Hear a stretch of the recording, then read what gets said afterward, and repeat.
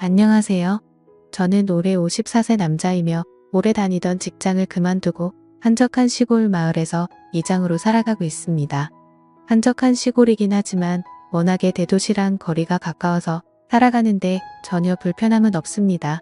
저는 대도시에서 15년 정도 직장 생활을 했습니다. 사랑하는 여자를 만나서 결혼도 했지만 그녀는 오랜 암투병으로 세상을 떠나갔죠. 제 아내는 위암이었습니다. 위에 커다란 암덩어리가 있다는 말을 들었을 때 세상이 무너지는 것만 같았고 그런 그녀를 어떻게든 살려보겠다고 노력했지만 결국에는 세상을 떠나갔습니다. 그 일을 계기로 상심이 너무 커서 도시 생활을 접고 시골로 거처를 옮기고 더 이상 아둥바둥 살아가는 게 아니라 적당히 살다가 저도 제 아내를 따라 하늘나라로 가려는 마음을 가지고 있었습니다. 제 인생의 전부였던 그녀를 잃으니까 저도 삶의 의욕이 많이 없어지더라고요. 모아놓은 돈도 없이 그저 하루하루 간단하게 밥 먹고 산을 바라보며 시간을 보냈습니다. 하지만 도시 생활하면서 몸에 배어있는 따뜻한 태도가 어디 가지 않았는지 나이 많으신 어른들과 어울리다 보니 저는 많은 인정을 받게 됐습니다. 그렇게 이 마을로 내려온 지 10년 만에 마을 이장을 맡게 됐습니다. 제가 살고 있는 마을은 워낙에 나이 많으신 분들이 많아서 이장을 할 사람이 저밖에 없기도 했습니다. 나이 80살 먹은 어른한테 이장을 맡길 수는 없는 노릇 아닙니까? 그렇게 평화롭게 마을 생활을 이어나가고 있었는데 어느 날 젊은 부부가 저를 찾아왔어요. 젊은 부부의 나이는 아직 30대가 되지 않았었죠. 이제 막 대학교 졸업하고 직장 생활을 시작할 그 젊은 사람들이 귀농해서 살고 싶다며 이 마을에서 자기들을 받아줬으면 좋겠다는 말을 하더군요. 저는 그들에게 잘 생각해보라고 설득했습니다. 시골 생활이라는 게 그렇게 생각처럼 만만한 게 아니라면서 아직 나이도 어린데 왜 굳이 그런 선택을 하냐고 물었죠. 그러자 그들은 1년 전 마을 뒷산에 있는 계곡에 여름 휴가를 왔다가 인연이 된 커플인데 여기가 너무 좋기도 하고 농사를 꼭 지어보고 싶다는 포부를 밝히더라고요. 심지어 그 남자는 농업과 관련된 대학교를 나와서 이미 농사를 지을 줄 안다고 얘기하더라고요. 그래서 알겠다고 들어와서 살아보라고 이야기를 했습니다. 제가 그들을 받아준 이유는 농사로서의 성공에 대한 포부가 마음에 들었던 것은 아니고 같이 온 젊은 새댁이 너무 예쁘고 참했기 때문에 받아준 것입니다.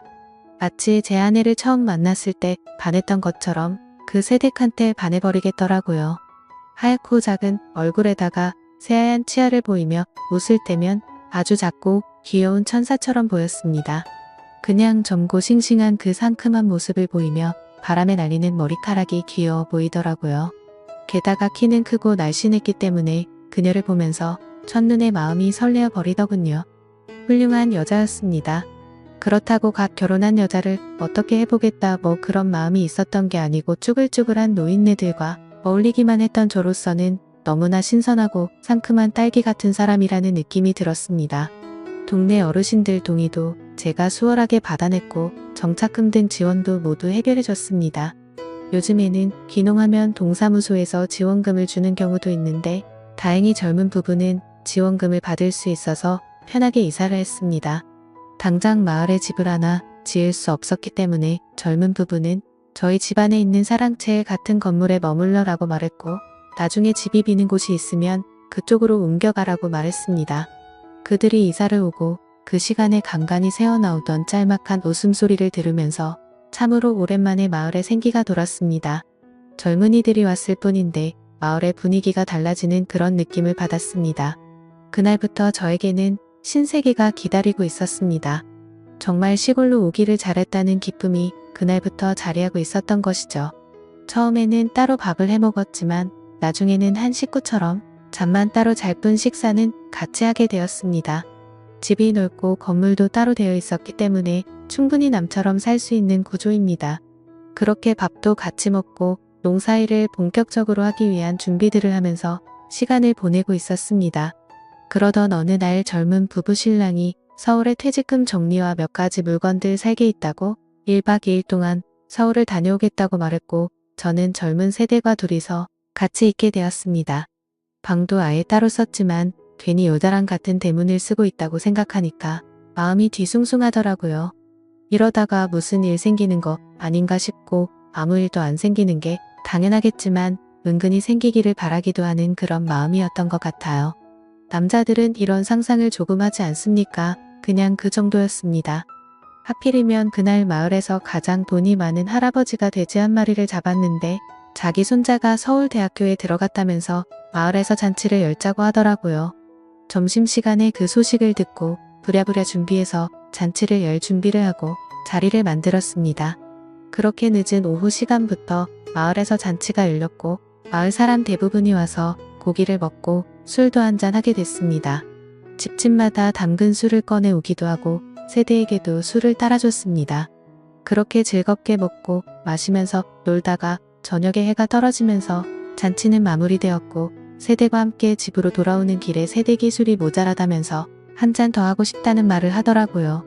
집에 술 사둔 게 있으니까 한 잔 더 하겠냐고 물었고 그녀는 좋다고 하더군요. 그렇게 그녀와 함께 2차로 술을 마시기 시작했는데 술 기운이 돈 세대기 저에게 이런 말을 했어요. 혼자 사시면 너무 외로우실 텐데 재혼이라도 하는 게 어떠냐고 말이죠. 저는 그 말에 웃음으로 답을 했어요. 그러고는 제 아내와 관련된 이야기를 해줬습니다. 제 이야기를 들은 그녀는 갑자기 눈시울을 적시는 겁니다.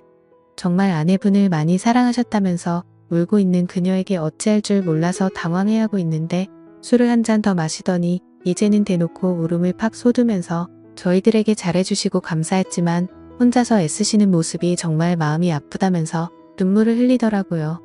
이거 어떻게 해야 할지 모르겠더군요. 아마도 그녀의 술버릇이 우는 게 아닌가 싶습니다.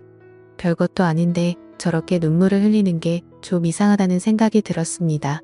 술만 마시면 주변에 전화하는 사람도 있고 성격이 급박해지는 사람도 있지만 이 여자는 술만 마시면 우는 스타일이 틀림없다고 생각합니다. 저는 그녀의 눈물을 닦아주면서 예쁜 얼굴에 눈물을 흘리면 안 어울린다면서 볼에 흐르는 눈물을 닦아주었습니다. 그녀를 만지는데 정말 살결이 부드럽더라고요. 마치 갓 만든 찹쌀떡 같은 느낌이라고나 할까요? 눈물이 그렁그렁한 눈으로 저를 바라보더군요. 갑자기 이게 무슨 분위기인가 싶어서 가만히 있었는데 그때 세대계 전화기가 울리기 시작했습니다. 그녀는 저에게 조용히 해달라는 신호를 보내고는 전화를 받아서 이제 자려고 누웠다는 말을 하더라고요. 전화 온 사람은 신랑이었는데 거짓말을 한 겁니다. 신랑한테 지금까지 아저씨랑 술 마시고 있다고 할 수는 없을 테니까요. 전화를 끊고 잠시 어색한 분위기를 세대기 한마디로 전환시켰답니다. 아저씨 한 잔 더 주세요 하며 씩 웃는데 정말 심장이 마구 뛰더군요. 계속 이 자리에서 함께하고 싶다는 느낌을 주는데 뭔가 참 묘한 기분이 들었습니다. 그러면서 아까처럼 또 여자 이야기를 하더라고요. 아저씨는 여자 생각 안 나냐고 외로울 때는 어떻게 하냐고 말하더라고요. 저는 그냥 별 생각 없이 지내고 있다고 대답했지만 그녀는 갑자기 아저씨가 참 좋다면서 또 해맑게 웃기만 하더라고요. 그러다가 갑자기 소파에 앉아서 조금만 쉬다가 다시 먹겠다는 말을 했는데 그렇게 가만히 있던 그녀는 결국에 그 자리에서 잠들고 말더군요. 마시던 술을 다 치우고 나서니 소파에 비스듬히 기대서 잠에 빠져있는 새댁의 모습이 참으로 귀엽게 보였습니다. 그녀의 새하얀 얼굴에 파묻히고 싶다는 마음은 굴뚝 같았지만 그래도 저를 믿고 의지하고 있는 두 사람에게 그래서는 안 된다는 강한 이성이 저를 억눌러주고 있었습니다. 그러다 저도 소파에서 잠시 잠들었는데 말소리가 들려서 잠시 일어나 보니 새댁이 옆에서 전화를 하고 있더라고요. 저는 계속 자는 척을 했습니다. 같이 누워있는 이 모습이 뭔가 묘한 느낌이 들었고 갑자기 일어나서 자리를 옮기기도 망설여지더라고요. 그녀는 전화를 끊고 어느 순간부터 제게 다가오더라고요. 저는 그런 그녀의 손을 잡았습니다.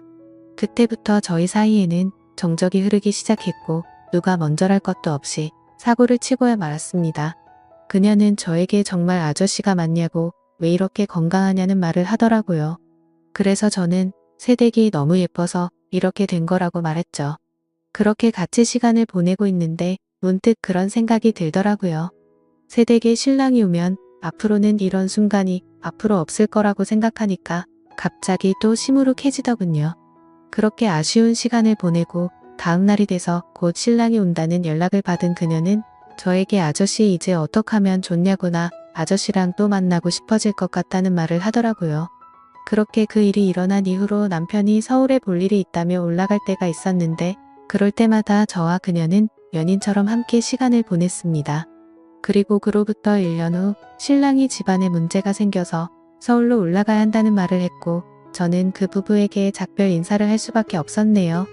아주 가끔씩 서로 안부를 묻는다고 전화를 하다가 결국 너무 보고 싶은 마음에 그녀를 찾으러 서울로 가기도 했습니다. 그녀는 서대문구 연희동에 살고 있었는데 우리는 동교동에 있는 작은 카페에서 만났습니다. 우리는 주어진 짧은 시간 동안 너무도 아쉬운 마음이 들더라고요. 그렇게 대화를 하던 중 그녀가 말했습니다. 그냥 남편이랑 확 이혼해버리고 아저씨랑 사는 거 어떻냐는 그녀의 말에 저는 아무 말도 할 수가 없었습니다. 아무리 이 여자와 이렇게 불장난을 하고 있어도 제 마음속에는 오직 하늘나라에 있는 제 와이프밖에 없기 때문입니다.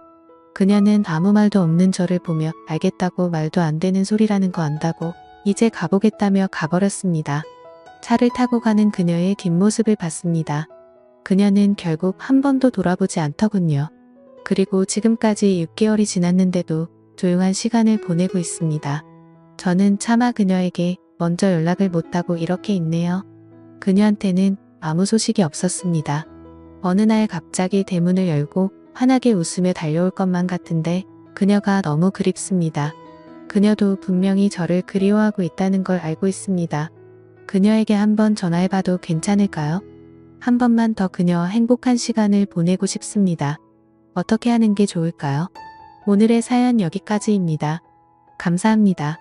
구독과 좋아요 알림 설정 부탁드립니다.